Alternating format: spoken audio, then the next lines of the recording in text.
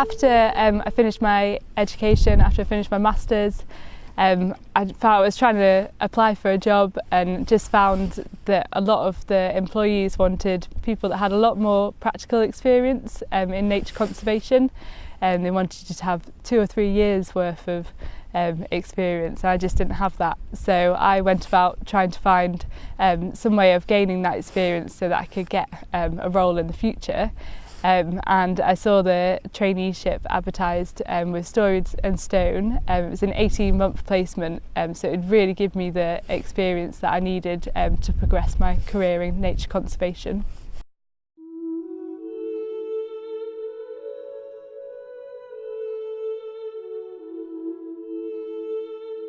A typical day starts at 9 AM at Colt Park Barns, which is Natural England's headquarters.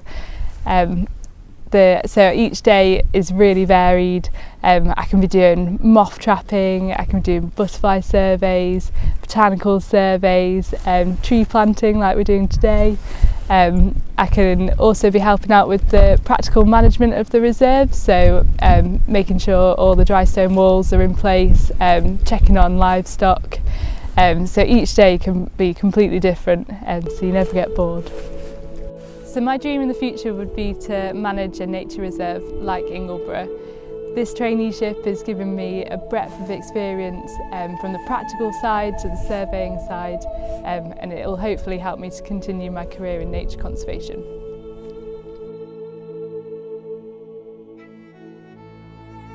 The dry stone walls in the Yorkshire Dales are the character, it's what we all expect to see once we come out and about, and to see them in a good state of repair is absolutely superb, and they provide such a lot of shelter for the wildlife. Our livestock, on a really bad, cold, wet, horrid day, you'll find them sheltering behind them, so they are actually serving quite a lot of good purposes really. We took over this ground in 2006, and quite a long stretch of the wall was in quite a bad state of repair, and we couldn't really set to and fund it ourselves, and then the Stories with Stone grant became available, which we applied for, and we were successful in having it accepted, and the walling team are now getting to almost the end of the work. It does border the bridle path which runs all the way up the side, so it's enjoyed by both locals and people on holiday, and it's a lot safer now. It was in such a bad state, you know, with the tree roots and everything growing through them, so we're really pleased how well it's come together.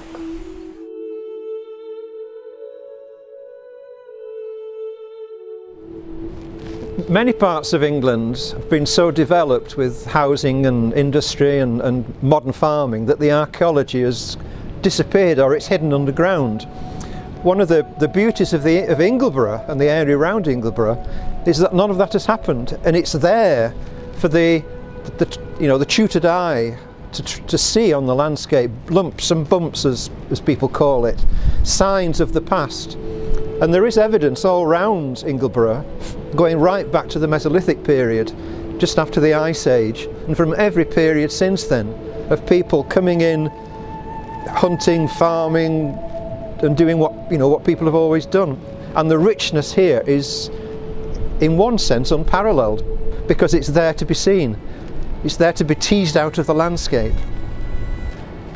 We're looking at 2 sites. One is called Sotherscales, which is on the way down to Ingleton. The other is a settlement called Thorns, which is just to the east of Ribblehead. They're both abandoned settlements. They both have a history, a recorded history going back at least 800 years, if not more. If we're using public money and getting public support, then I think we are duty bound to engage with the public. And the best way of doing that is, of course, by getting volunteers on board. And really, I've been overwhelmed with the response of people wanting to get involved with the 2 projects. Partly from people already engaged in archaeology through the local groups, but perhaps more pleasingly, in a sense, people who are coming in for the first time, who want to get practically involved with the archaeology, maybe never done it before, don't know how to do it, a little bit nervous, but to see them learning and enjoying and benefiting from it and adding to it is wonderful.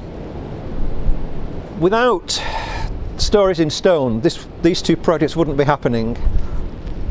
The logistics, the support, the moral support, and of course the financial support behind them, to do archaeology properly involves money. It's not just a question of get your spade out and go and dig. There's a lot of post-excavation work to be done, and surveying, geophysics has been done on both sites. That costs money. We've had a drone survey done at Sotherscales.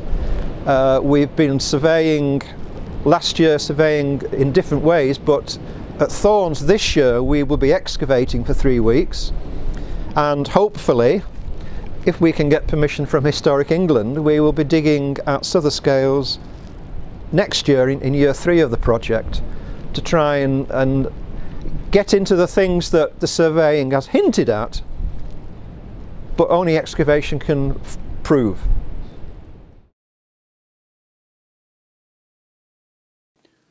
Then pardon me if I now raise a stave or two to sound the praise of Craven's hills and caves, of fertile dales and flowing brooks, of waterfalls and shady nooks, where fir and hazel waves, of frowning cliffs and lofty crags, which raise aloft their points and jags, romantically and grand, of rounded piles of limestone white, like battered towers of ancient might, built by some giant's hand.